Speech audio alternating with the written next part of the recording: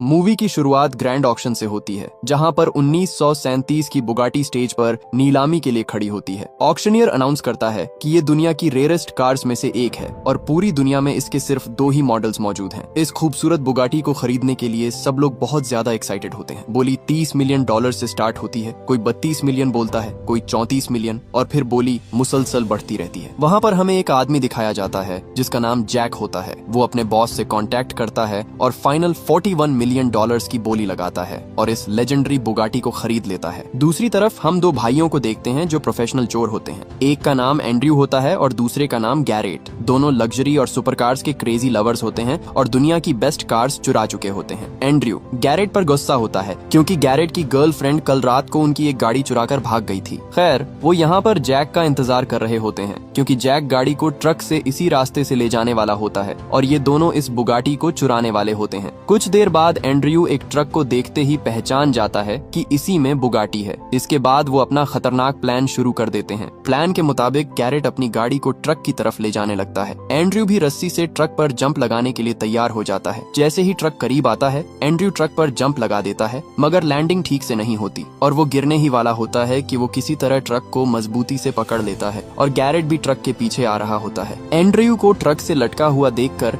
Garrett अपनी गाड़ी truck के करीब ले आता है और एंड्रयू जैसे तैसे करके गाड़ी पर उतरने में कामयाब हो जाता है। फिर वो कार की छत पर चढ़कर दोबारा ट्रक पर चढ़ जाता है। गैरेट कार को ट्रक के सामने ले आता है और उनका रास्ता ब्लॉक करने लगता है। जैक भी समझ जाता है कि ये लोग बुगाटी के पीछे पड़े हुए हैं। ड्राइवर भी परेशान हो जाता है और उसे समझ ही नहीं आ रहा होता कि हो क्या रहा है। जैक ड्राइवर के सर पर गन रखकर उसे कहता है कि सामने वाली कार को ठोक दो। इसलिए ड्राइवर कई दफा गैरेट की कार को टक्कर मारता है। गैरेट समझ जाता है कि ये इस तरह नहीं समझेंगे। फिर वो गाड़ी को घुमाकर ट्रक के सामने रोक देता है, जिससे ट्रक गाड़ी से टकरा जाता है और ट्रक की स्पीड स्लो हो जाती है। जैक गैरेट पर अंधाधुंध फायरिंग करता है, मगर कुछ ही देर में उसकी बुलेट्स खत्म हो जाती हैं। इस मौके का फायदा उठाकर गैरेट कार से निकलकर ट्रक पर चढ़ जाता है और ट्रक की ब्रेक्स की वायर्स काट देता है और एंड्रयू के पास जाता है। एंड्रयू ट्रक का दरवाजा खोलता है और दोनों ट्रक के अंदर चले जाते हैं। वो जल्दी से बुगाटी के अंदर बैठ जाते हैं और उसे स्टार्ट करने की कोशिश करते हैं। दूसरी तरफ जैक ड्राइवर को ट्रक रोकने का कहता है, मगर ब्रेक्स पहले ही फेल होती हैं, इसलिए वो खुद सिचुएशन को संभालने के लिए ट्रक से बाहर निकलता है। दोनों भाई किसी तरह बुगाटी को स्टार्ट कर लेते हैं और वो रेयर बुगाटी को चुराने में कामयाब हो जाते हैं। उसी टाइम ट्रक भी कंट्रोल से बाहर हो जाता है और बुरी तरह उलट जाता है। दोनों इतनी महंगी कार चोरी करके बहुत ज्यादा खुश होते हैं और एक बार में सेलिब्रेट करने चले जाते हैं। वहाँ पर एंड्रयू की दोस्त भी होती है जिसका नाम स्टेफनी होता है। स्टेफनी उसे जोर से थप्पड़ मारती है और गुस्से में कहती है, तुम मुझे बुगाटी चोरी करने में साथ क्यों नहीं ले गए। एंड्रयू उससे वादा करता है कि वो उसे अगली चोरी में जरूर साथ लेकर जाएगा। असल में स्टेफनी भी उनकी टीम का हिस्सा होती है। यहाँ हमें पता चलता है कि एंड्रयू और गैरेट बाप की तरफ से भाई होते हैं और महंगी कारें चुराना उनकी जिंदगी का मकसद होता है, मगर वो नहीं जानते थे कि कल उनके साथ क्या होने वाला है। अगले दिन बुगाटी को बेचने के लिए वो जिमी नाम के आदमी के पास जाते हैं। जिमी ने ही इन दोनों को कारें चुराने का काम दिया होता है, लेकिन जिमी यह कार लेने से इनकार कर देता है क्योंकि वो जानता होता है कि यह कार किसी नॉर्मल इंसान की नहीं बल्कि एक बहुत ही ताकतवर क्रिमिनल की होती है। तब गैरेट जिमी को समझाता है कि हम टाइम पर कार लेकर आए हैं, इसलिए हमें इसके पैसे दे दो। तभी जिमी अपने आदमियों को इशारा करता है और वो इन दोनों को पकड़ लेते हैं। फिर उनके दरमियान जबरदस्त फाइट होती है, मगर जिमी के आदमी ज्यादा होते हैं और वो इन दोनों को मार कर बेहोश कर देते हैं। असल में जिमी इन दोनों को कार के रियल ओनर के पास कार के साथ वापस करने वाला होता है क्योंकि जिमी उससे पंगा नहीं लेना चाहता था। उसी टाइम जैक भी बुगाटी को ढूंढता हुआ वहाँ आ जाता है। जिमी उसे देखकर बहुत ज्यादा डर जाता है और कहता है कि मुझे नहीं पता था ये कार किसकी है, तुम कार लेकर जा सकते हो। जब एंड्रयू और गैरेट को होश आता है तो उनके सामने बुगाटी का रियल ओनर खड़ा होता है जिसका नाम मोरियर होता है। ये दोनों ऊंची जगह पर कुर्सियों के साथ बंधे होते हैं और इन दोनों को यहाँ पर लाने वाला जिमी होता है। मोरियर एक पावरफुल बिजनेसमैन होता है। मोरियर उन्हें अपनी स्टोरी सुनाता है कि वो एक गरीब फैमिली में पैदा हुआ था। उसने जीरो से स्टार्ट किया था और लोगों को लूट कर एम्पायर खड़ा किया और आज वो एक सक्सेसफुल बिजनेसमैन है। मोरियर बहुत गुस्से में होता है और कहता है कि कार चोरी करना उनकी जिंदगी की सबसे बड़ी गलती थी। इसी वजह से वो जिमी को सबके सामने मार देता है क्योंकि जिमी ही उनको काम दिया करता था। मोरियर उनसे कहता है कि वो कुछ दिखाना चाहता है। फिर वो उन्हें एक बड़े गैराज में ले जाता है जहाँ दुनिया की रेयरेस्ट और लेजेंडरी कारें मौजूद होती हैं। गैराज महंगी कारों से भरा होता है। एंड्रयू और गैरेट इतनी महंगी कारें देखकर हैरान हो जाते हैं और उनके मुंह में पानी आ जाता है। मोरियर उन्हें बताता है कि वो रेयर कारें कलेक्ट करता है और यह कारें उसे अपनी जान से भी ज्यादा प्यारी हैं। इसीलिए वो अपनी गन को रीलोड करता है और इन दोनों को मारने ही वाला होता है कि गैरेट समझदारी से काम लेता है और उसे अगली चोरी का प्लान बताता है, जिससे वो इस बुगाटी से भी ज्यादा महंगी फरारी चोरी करके मोरियर को दे सकते हैं। एंड्रयू मोरियर को उस आदमी की कहानी सुनाता है जो बचपन से ही अमीर था। उसका नाम मैक्स होता है। उसने 15 साल की उम्र में ही यूनिवर्सिटी ज्वाइन की और MBA किया। वो दूसरे लड़कों से 7 साल छोटा होता है, लेकिन दिमाग और डिसीजन मेकिंग में सबसे आगे होता है। जब मैक्स बड़ा होता है तो फैमिली के बिजनेस को अपने अंदाज में चलाने लगता है। जब मैक्स 30 साल का होता है तो उसका बाप बूढ़ा हो चुका होता है और अपना पूरा बिजनेस एम्पायर मैक्स के हवाले कर देता है। इसी मौके पर उसका बाप उसे एक स्पेशल गिफ्ट देता है, फरारी 1962। इस फरारी का दुनिया में सिर्फ एक ही मॉडल है और आज के टाइम इसकी वैल्यू $50 मिलियन से भी ज्यादा है। एंड्रयू मोरियर को बताता है कि उनका प्लान इसी फरारी को मैक्स से चुराना है। मैक्स और मोरियर एक दूसरे के दुश्मन होते हैं। मोरियर उन्हें बताता है कि मैक्स की वजह से उसे $1 मिलियन का नुकसान होता है, इसलिए वो भी बदला लेना चाहता है। लेकिन मोरियर कहता है कि उसकी कार चोरी करना नामुमकिन है। गैरेट उसे समझाता है कि हमें बस एक चांस दे दें, हम फरारी आपके सामने लाकर रख देंगे। मोरियर को भी उनका प्लान पसंद आ जाता है और वो उन्हें 1 हफ्ते का टाइम देता है। अगर वो 1 वीक में कार न लाए तो इन दोनों को मार दिया जाएगा। इसके बाद मोरियर के आदमी इन दोनों को पानी में फेंक कर चले जाते हैं। गैरेट कहता है कि सिर्फ 7 दिन में इतनी बड़ी चोरी कैसे करेंगे। एंड्रयू कहता है कि हमें इसी हफ्ते किसी न किसी तरह चोरी करनी ही होगी, वरना मोरियर हमें मार देगा, और उसे यह भी बताता है कि यह उसकी आखिरी चोरी होगी। इसके बाद वो चोरी हमेशा के लिए छोड़ देगा, क्योंकि वो स्टेफनी के साथ शादी करने वाला है और अपनी अगली जिंदगी आराम से गुजारना चाहता है। लेकिन गैरेट उसे समझाने की कोशिश करता है कि हम चोरी नहीं छोड़ सकते, क्योंकि हमारा घर बार चोरी से ही चलता है। जब वो घर वापस आते हैं तो स्टेफनी नाराज होती है, क्योंकि वो पूरा दिन एंड्रयू का इंतजार करती रही होती है। गैरेट स्टेफनी को मोरियर और उनके दरमियान हुई सारी बात बता देता है। स्टेफनी भी कहती है कि जब उनके पास 1 हफ्ता है तो वो भी इस प्लान का हिस्सा बनेगी। वो बताती है कि उसकी एक दोस्त भी इसी शहर में रहती है, वो उसे अपने साथ शामिल करके एक प्रॉपर टीम बना सकते हैं। इसकी दोस्त एक माहिर पॉकेट मार होती है, जो अपनी खूबसूरती और होशियारी का फायदा उठाकर लोगों की जेबें साफ कर देती है। पुलिस भी उससे परेशान होती है, क्योंकि वो उनके वॉलेट तक चुरा लेती है। स्टेफनी और यह लड़की पहले भी कई बार इकट्ठे काम कर चुकी होती हैं। इस लड़की का नाम डेवन होता है। गैरेट को डेवन फौरन पसंद आ जाती है और डेवन भी टीम ज्वाइन करने के लिए मान जाती है। यह एक बड़ा और खतरनाक प्लान होता है, इसलिए उन्हें एक एक्सप्लोसिव्स एक्सपर्ट की भी जरूरत होती है। वो एक ऐसे आदमी से मिलते हैं जो लम्हों में पूरा घर उड़ा सकता है। इस आदमी का नाम लियोन होता है। लियोन अपने काम में बेहद माहिर भी होता है और वो भी टीम में शामिल हो जाता है। इसके बाद वो 4 रेस ड्राइवर्स से मिलते हैं जो प्रोफेशनल कार रेसर्स होते हैं। जब वो उनका ड्राइविंग टेस्ट लेते हैं तो उन्हें ड्राइविंग स्किल्स काफी पसंद आती है। इस तरह वो चारों भी टीम का हिस्सा बन जाते हैं। इसके बाद सब लोग बैठकर चोरी का प्लान बनाते हैं। गैरेट सबको उनका रोल समझाता है और सब इस बात पर एग्री करते हैं कि हर बंदा इस चोरी का एक इम्पोर्टेंट हिस्सा होगा। जब वो अपने अपार्टमेंट में वापस आते हैं तो एक अनजान आदमी उनका इंतजार कर रहा होता है। एंड्रयू अपना बेसबॉल बैट उठाकर पूछता है, तुम कौन हो? वो आदमी बताता है कि उसका नाम लॉरेंट है और वो मोरियर का कजन है। लॉरेंट कहता है कि मोरियर ने उसे यहाँ भेजा है ताकि वो इस प्लान में शामिल हो सके और उनकी हर हरकत पर नजर रखे। लॉरेंट उन्हें यह भी कहता है कि वो यहाँ उनकी मदद करने भी आया है, क्योंकि वो मैक्स के फैमिली सर्कल के अंदर एक बंदे को जानता है जिसका नाम कोहन है। लॉरेंट बताता है कि कोहन मैक्स के साथ काम करता है और उसका सारा काला धंधा वही संभालता है। अगर वो हमें मैक्स के घर ले जाए तो हम उसके सीक्रेट गैराज की लोकेशन का पता कर सकते हैं। टीम लॉरेंट के साथ कोहन से मिलने जाती है, मगर वो उनका साथ देने से इनकार कर देता है, क्योंकि लॉरेंट मोरियर का कजन होता है। इसीलिए कोहन लॉरेंट पर ट्रस्ट नहीं करता। लेकिन उस वक्त स्टेफनी बीच में आ जाती है और कहती है कि एंड्रयू और गैरेट दुनिया के बेस्ट ड्राइवर्स हैं और जो कार चाहे चुरा सकते हैं। कोहन आखिरकार मान जाता है, लेकिन एक शर्त पर। वो एंड्रयू और गैरेट की ड्राइविंग स्किल्स टेस्ट करेगा। गैरेट का टेस्ट ये होता है कि वो कार को घुमाए और बीच में रखी हुई बोतल जमीन पर न गिराए। गैरेट कामयाबी से ये टेस्ट पास कर लेता है और सब इम्प्रेस हो जाते हैं। लेकिन अगला टेस्ट और भी ज्यादा खतरनाक होता है। उन्हें एक चलते हुए जहाज को कार से रोकना होता है, जो कुछ ही वक्त में टेक ऑफ करने वाला होता है। एंड्रयू उसे मना करने की पूरी कोशिश करता है, लेकिन कोहन साफ साफ कहता है कि अगर तुम जहाज नहीं रोक सकते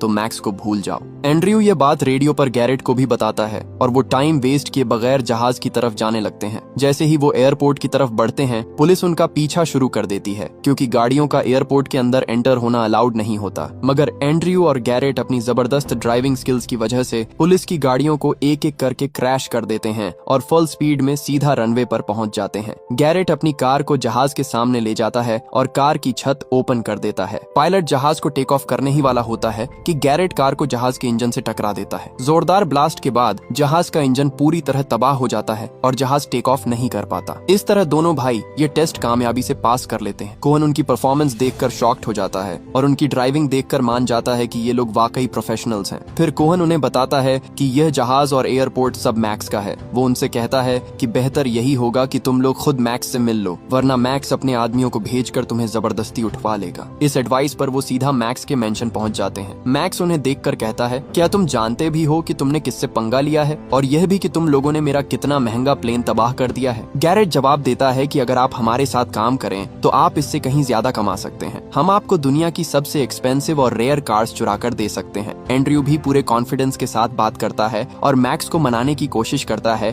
कि वो उन पर यकीन कर सकता है। मैक्स उनकी बॉडी लैंग्वेज और बात करने के अंदाज से काफी इम्प्रेस होता है और जहाज के नुकसान को इग्नोर करते हुए उनके साथ काम करने के लिए मान जाता है। उसी टाइम लॉरेंट भी मैक्स से बात छेड़ता है और कहता है कि वो रेयर कार्स का शौकीन है और रिक्वेस्ट करता है कि वो अपनी कार कलेक्शन दिखा दे। मैक्स हैरान हो जाता है कि लॉरेंट को इतनी अंदर की बात कैसे पता है। मैक्स यह भी जानता था कि लॉरेंट मोरियर का कजन है, इसीलिए वो इनकार कर देता है। लॉरेंट उससे झूठ बोलता है और कहता है कि उसे मोरियर से सख्त नफरत है, क्योंकि मोरियर उसके साथ नौकर जैसा सलूक करता है और वो मोरियर को जिंदा भी नहीं देखना चाहता। मैक्स किसी तरह लॉरेंट पर ट्रस्ट कर लेता है और उन्हें अपनी प्राइवेट कार कलेक्शन दिखाने ले जाता है। गैराज में जाकर सब लोग मैक्स की रेयर और कीमती गाड़ियां देखकर हैरान रह जाते हैं। वहीं पर फेरारी 1962 भी खड़ी होती है, वही कार जिसे मोरियर के लिए चुराने का प्लान पहले ही बनाया जा चुका होता है। लेकिन एंड्रयू की नजर गाड़ियों के बजाय मैक्स पर होती है। वो शीशे से मैक्स को गैराज का सिक्योरिटी कोड डालते हुए देख लेता है। वापस आकर एंड्रयू वो कोड स्टेफनी को लिख कर दे देता है। बाद में एंड्रयू और लॉरेंट के दरमियान बहस हो जाती है, क्योंकि एंड्रयू किसी भी सूरत लॉरेंट को अपने साथ नहीं रखना चाहता था।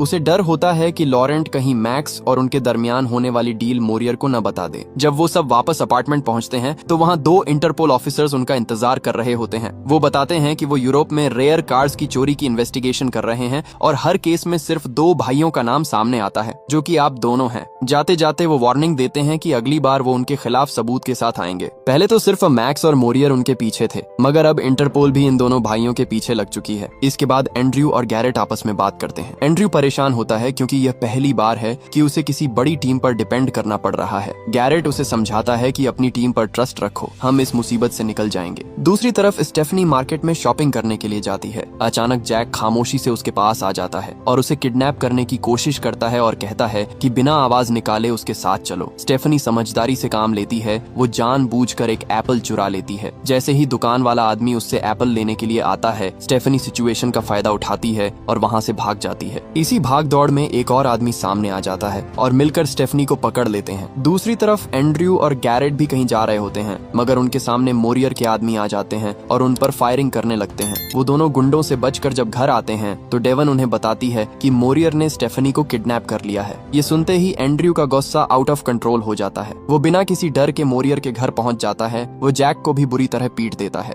मगर मोरियर गन निकालकर एंड्रयू से कहता है कि अगर अपनी दोस्त को जिंदा देखना है तो बिना सवाल किए मेरे साथ चलो। वो उनको अपने गैराज में ले आता है, जहाँ पर स्टेफनी को स्टार्ट गाड़ी के नीचे बांधा होता है और उसके सर के ऊपर व्हील घूम रहा होता है, जो किसी भी लम्हे गिर सकता था। मोरियर कहता है कि अगर तुम इसको बचाना चाहते हो तो मैक्स की फेरारी मुझे जल्द से जल्द ला कर दोगे, मुझे अपना प्लान भी बताओगे और अपनी पूरी टीम से भी मिलवाओगे। एंड्रयू कहता है कि मैं कल सुबह तुमको अपनी टीम से मिलवाऊंगा और उसी जगह प्लान भी बता दूंगा। इसके बाद स्टेफनी को गाड़ी से निकालकर कमरे में बंद कर दिया जाता है। अगले दिन एंड्रयू मोरियर को अपनी पूरी टीम से मिलवाता है और उसे प्लान बताता है कि वो सबसे पहले बुलडोजर चोरी करेंगे, फिर वो पुलिस की गाड़ियां और उनकी यूनिफॉर्म चोरी कर लेंगे। इसके बाद डेवन मैक्स को फोन करेगी कि पुलिस रेड करने आ रही है, जल्दी से निकल जाओ। जब वो अपने घर से भाग जाएगा तो बाद में हम उसकी फेरारी चोरी कर लेंगे। एंड्रयू मोरियर को यह प्लान बता ही रहा होता है कि वहाँ पर मैक्स के ढेर सारे आदमी आ जाते हैं और कुछ देर बाद मैक्स भी हेलीकॉप्टर पर आ जाता है। मैक्स मोरियर के पास जाता है और उसे कहता है कि मुझे मालूम है तुम मेरी गाड़ी चुराने वाले हो, चाहे तुम्हारा जो भी प्लान है मैं तुमसे 10 कदम आगे हूँ। ये कहकर मैक्स वहाँ से चला जाता है। मोरियर को मैक्स पर बहुत ज्यादा गुस्सा आता है और वो एंड्रयू से कहता है कि कल इसकी टीम मैक्स की फरारी चुराएगी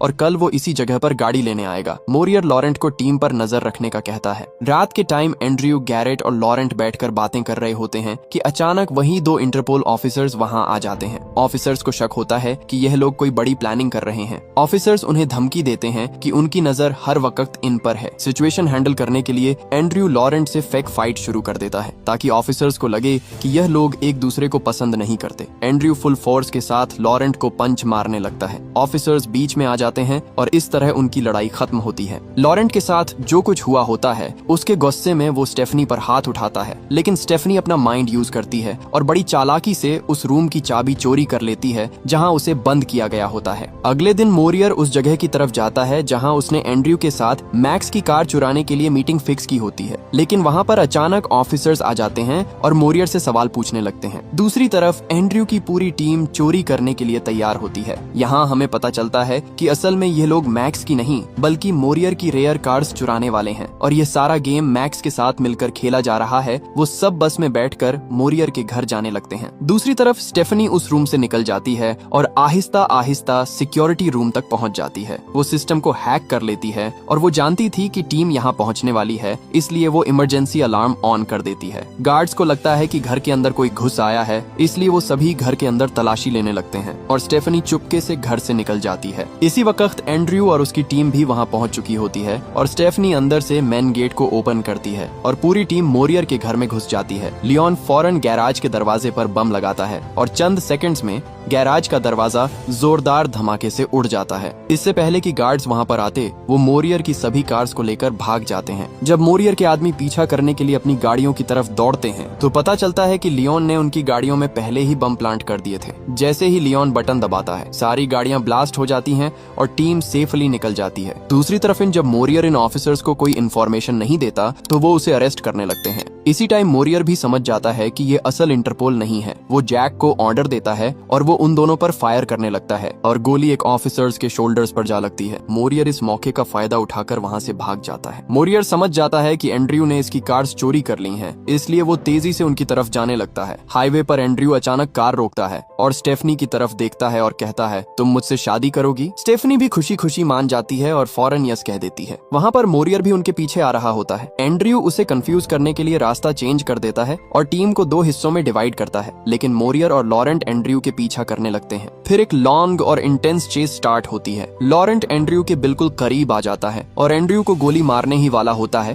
कि अचानक लॉरेंट की गाड़ी सामने से आते हुए एक ट्रक से टकरा जाती है। एक जबरदस्त ब्लास्ट होता है और लॉरेंट वहीं मारा जाता है। एंड्रयू लियोन को सिग्नल देता है कि प्लान बी रेडी रखो। गाड़ियां फुल स्पीड में ब्रिज की तरफ बढ़ती हैं। ब्रिज पर पहुंचकर लियोन बम फेंकता है, लेकिन ब्लास्ट थोड़ा जल्दी हो जाता है और एंड्रयू अभी ब्रिज पर होता है। रोड टूटने लगता है, लेकिन एंड्रयू फुल फोकस के साथ मैक्सिमम स्पीड में ब्रिज क्रॉस करता है और लास्ट सेकंड में बच जाता है, जबकि ब्रिज कंप्लीटली टूट जाता है। मोरियर जब ब्रिज के करीब पहुंचता है और टूटा हुआ ब्रिज देखता है तो वो दूसरे रास्ते से उसकी टीम के पीछे जाने लगता है। एंड्रयू और गैरेट अपनी टीम के साथ सिटी पहुंचते हैं और पोर्ट की तरफ जाने लगते हैं, लेकिन पोर्ट के एंट्रेंस पर ही मोरियर अचानक सामने आ जाता है। एंड्रयू और गैरेट अपनी कार्स रोककर बाहर निकलते हैं और एंड्रयू दूर से मोरियर को कहता है कि गेम ओवर हो चुका है, मगर मोरियर किसी की बात नहीं सुनता और पूरी स्पीड से गाड़ी को उनकी तरफ ले जाने लगता है। अचानक एक बस मोरियर की कार को जोर से टक्कर मार देती है, जिसकी वजह से कार ब्लास्ट होकर पानी में गिर जाती है और मोरियर वहीं मारा जाता है। इस बस को ड्राइव करने वाली डेवन होती है। इसी जगह डेवन गैरेट से अपने प्यार का इजहार भी करती है। सब लोग अपनी कार्स को कार्गो शिप में ले जाते हैं और यह मिशन सक्सेसफुल हो चुका होता है। यहाँ हमें पता चलता है कि वो दोनों इंटरपोल ऑफिसर्स असल में शुरू से एंड्रयू के साथ काम कर रहे थे। साथ ही एक और बड़ा ट्विस्ट आता है कि मैक्स भी शुरू से एंड्रयू और गैरेट के प्लान में शामिल होता है। असल प्लान बुगाटी चुराना नहीं था, बल्कि बुगाटी सिर्फ एक चारा थी ताकि मोरियर को फंसाया जा सके और उसकी रेयर कार्स चोरी की जा सके। मैक्स एंड्रयू और उसकी टीम से काफी इम्प्रेस होता है, लेकिन वो नहीं जानता कि उसे मोरियर से भी बड़ा झटका लगने वाला है। कुछ दिनों के बाद हम देखते हैं कि डेवन मैक्स की फेरारी लेकर आती है, जिसकी प्राइस $50 मिलियन होती है। असल में एंड्रयू ने डेवन को मैक्स के गैराज का कोड दे दिया था और वो एक अलग टीम के साथ मैक्स की सभी महंगी फेरारीज चोरी कर लेती है, जो कि मोरियर की रेयर कार्स से कई गुना महंगी होती हैं। यानी उन्होंने मोरियर और मैक्स दोनों का इस्तेमाल किया और इसी के साथ कहानी खत्म हो जाती है। अगर वीडियो अच्छी लगी हो तो वीडियो को लाइक और चैनल को सब्सक्राइब जरूर कीजिएगा।